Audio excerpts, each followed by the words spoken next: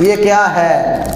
یہ بظاہر اوراق ہیں، یہ بظاہر جلد ہے، بظاہر ایک کتاب ہے، لیکن یہ عام کتاب نہیں ہے، یہ عام کلام نہیں ہے، یہ کتاب اللہ کی کتاب ہے، کلام اللہ کا کلام ہے۔ چونکہ اس کلام کے ساتھ نسبت ہے رب العالمین کی، اس کتاب کے ساتھ نسبت ہے رب العالمین کی، اس کتاب کا وہ مقام ہے، اس کتاب کا وہ ادب ہے، اس کا وہ احترام ہے۔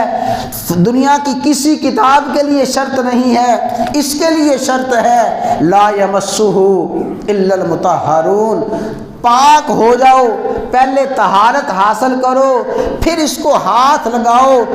بے غسلہ اور محدث ناپاک آدمی اس کو ہاتھ بھی نہیں لگا سکتا، اس کو پڑھ نہیں سکتا، اور اس کو زمین پہ نہیں گرنے دیتا، آنکھوں کے ساتھ لگاتا ہے، سینے کے ساتھ لگاتا ہے، اس کو چومتا ہے، سر پہ رکھتا ہے، اس کا ادب اور احترام کرتا ہے، اس لیے کہ یہ عام کتاب نہیں، یہ کس کی کتاب ہے؟